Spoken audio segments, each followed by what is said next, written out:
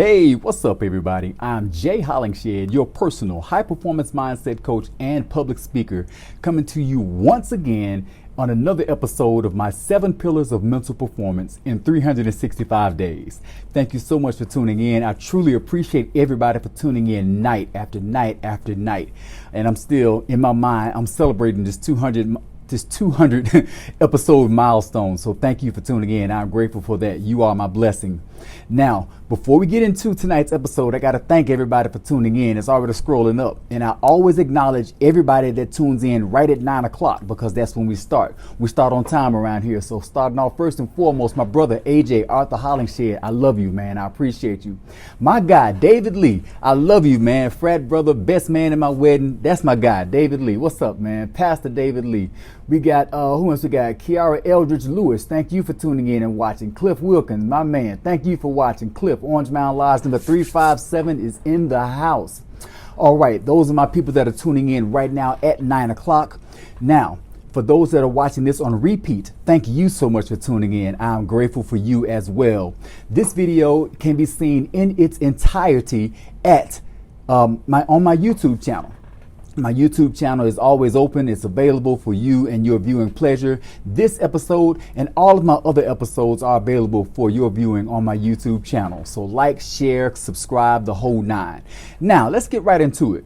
Today is Sunday, day 1 of the week, and of my 7 pillars of mental performance, we are discussing pillar number 1, which is awareness and mindfulness. Awareness and mindfulness. This is episode 204, and we're going right into awareness and mindfulness. Now, I'm going to talk to you today about your energy awareness and being mindful of your energy use. Your energy awareness and being mindful of your energy use. There's a quote I came across today while doing my research, a quote by Michael Singer. And the quote says, if you are resisting something, you are feeding it. Any energy you fight, you are feeding. If you are pushing something away, you are inviting it to stay. Now, that's a very profound quote and it can be confusing. However, I'm going to break that down to you in terms of your energy use and how I apply that quote. Now, here we go. If you are resisting or pushing away another energy, an energy outside of yourself, be aware that the energy you are using to resist or push that energy away, that energy is used as fuel or as food for the energy you're pushing away. So you're constantly feeding it your energy. Energy lives off of energy. Energy attracts other energy. So it takes energy to feed energy. If energy is not getting fed another source of energy, it will move on to find another source of energy. Now, also be aware that energy is like a river. It flows like a river. It comes to pass. Just like the sayings in the biblical days, this has come to pass. Energies do the same thing. Events in life do the same thing. They come and they pass. So as far as your energy is concerned, be aware and be mindful of the fact that energies come to pass. They don't come to stay, not permanently stay. They may visit, but they will pass. They have to keep going because energy is always in motion. Keep that in mind. Now, practicing mindfulness allows you to observe energies outside of yourself. And once you observe those energies outside of yourself, your mindfulness practice allows you to be aware of the fact that it's there and that it's approaching you or it is beckoning your energy. And you can decide whether to ignore it or entertain it. Now, if you ignore the unwanted outside energy source, it can't be fed. It can't feed off your energy and it will soon go away.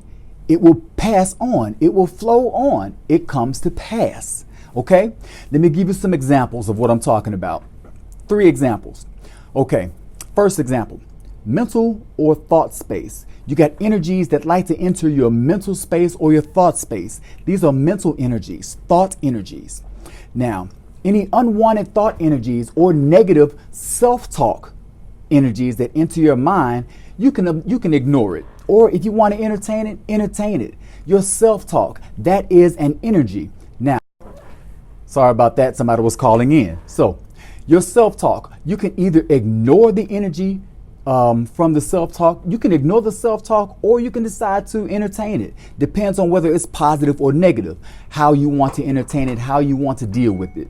So, another example, your personal or etheric space.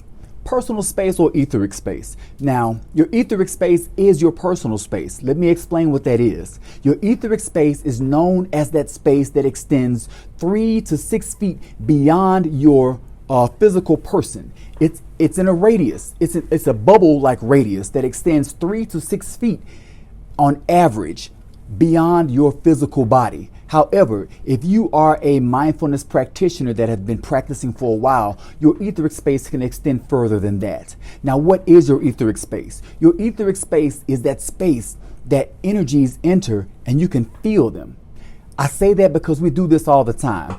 Every time you turn around and say, I felt like somebody was staring at me. Well, their energies have entered your etheric space and you felt that. You feel like somebody's following you. They are in your etheric space. If you somebody's walking up behind you, they haven't touched you, they didn't even breathe on you, and you don't even see them there. However, you felt them there. They entered your etheric space, your personal space. They entered your etheric space. So here we are with this second example, example number 2. Your etheric space is when people enter into it, you feel them and you don't see them, but you can decide whether to entertain that energy or not. Quick example of that, ladies, all my ladies, here's a guy you just broke up with, right? You don't want to deal with him anymore. You just break up with him, and he's a good dude, but he's not the good dude for you. He's not for you. He's not a stalker or nothing like that. He just hadn't gotten the message that it's time to go.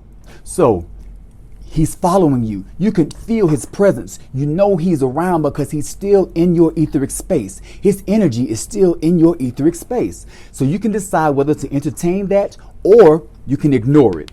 Like I said, if you entertain that, you're entertaining him. When you entertain him, he's going to hang around longer. Why is he going to hang around longer? Because he is feeding off of your energy. You are giving him energy. You are giving him attention. So you can ignore it, and when you ignore it, what will it do? Just like all other energies, they come to pass. They flow like a river. Example number 3, your physical body. This you touch, what I'm touching, that's your physical body, not exactly an etheric space that extends beyond your physical body. Now I'm talking about your physical body, your skin, your hair, your nails, your physical person that your spirit exists in. Now, let's say you're trying to focus on your favorite TV show and it's just, you really enjoying it, right?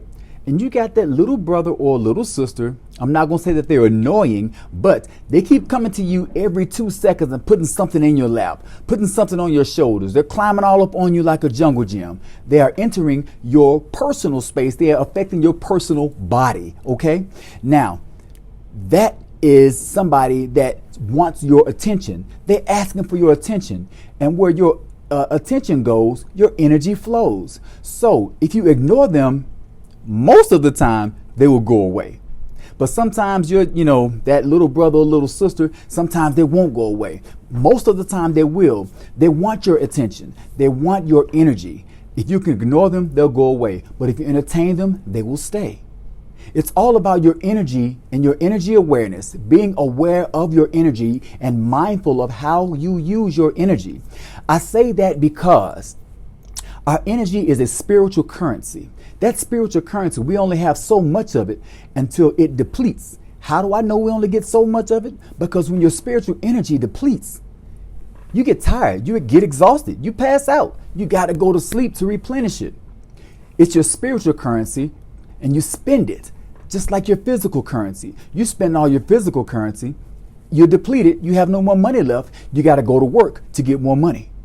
So your energy is your spiritual currency. Be aware of your energy and mindful of how you use it, how you're entertaining, who you're entertaining with it. Being that your energy is spiritual currency, you can invest it. That's a whole nother topic. I'm going to talk about that probably next week. You can invest it. You can blow it like people do in a casino. It's so many ways to use your energy or have your energy sucked out of you and you don't know it. We'll talk about that later. But right now, thank you so much. That's all that I have for episode 204 4 of 365. I'm Jay Hollingshed, and I'm your personal high performance mindset coach. This is my 7 pillars of mental performance in 365 days. Thank you so much for tuning in. Before I get off, today, it is the end of the day. Reflect. Did you make more excuses than you did effort, or did you make more effort than you did excuses? Your performances always result in one of the two. Be well, stay blessed, and as always, through love, be a blessing. God bless.